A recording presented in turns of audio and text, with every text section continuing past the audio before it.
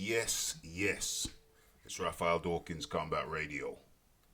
If you have not subscribed already, please consider doing so. Okay, let's get into it. So, we're talking about Tyson Fury, who is in talks with, as this article puts it, drug cheat Jarrell Miller over an October showdown at Madison Square Gardens as Frank Warren lays into his rival Eddie Hearn.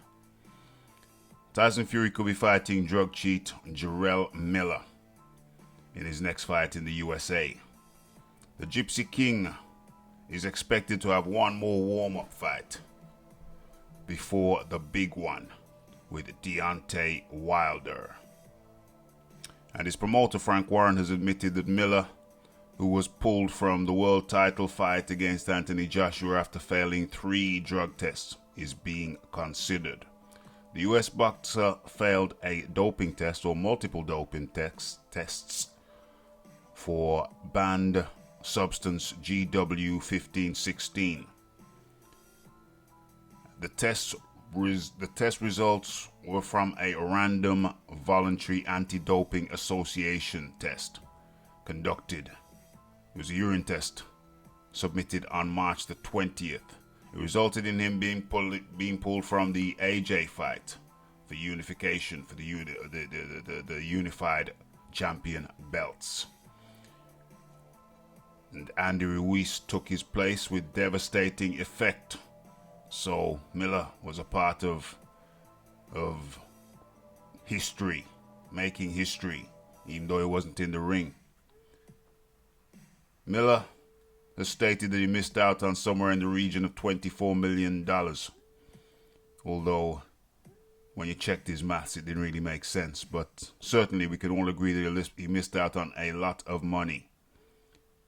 But with Fury desperate for a high-caliber opponent after being derided for his last pick, his last cherry pick, Tom Schwartz of Germany, the New York Miller could well be next in line for a shot at the so-called lineal champ.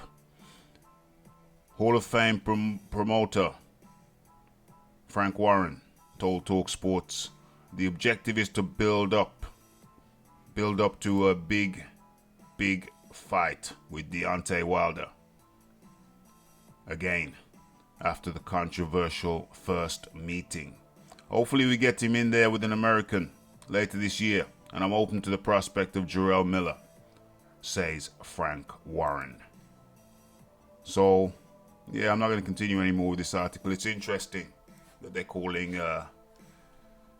Miller a drug cheat, but they're not using the same title for Fury, who of course got banned, received a 2-year suspension for drug use himself. So, is it really a case of drug cheat v. drug cheat? Should that be the headline? You know, we gotta call a spade a spade. We gotta call it like we see it.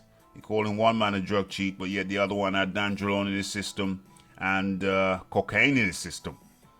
So, you know, you gotta if you apply it to one, you gotta apply it to the other. Warren goes on to say, I don't police the sport.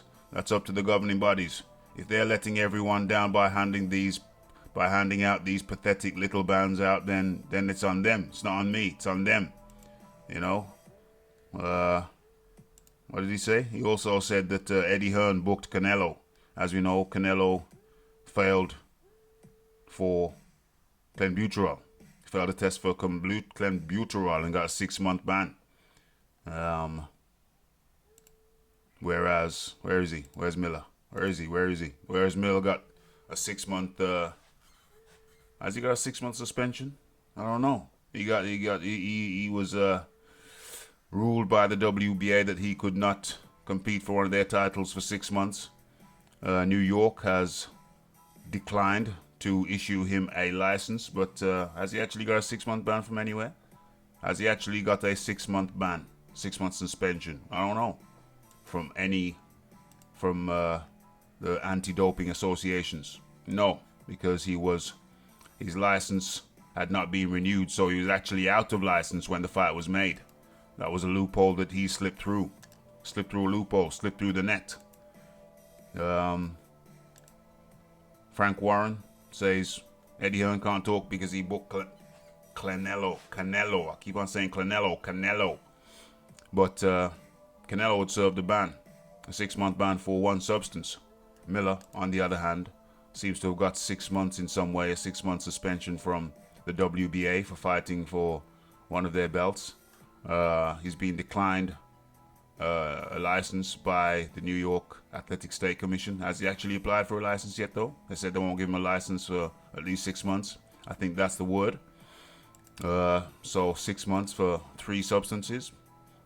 Maybe 6 months for each substance. That would take him up to 18 months. Maybe that would be perhaps be more appropriate.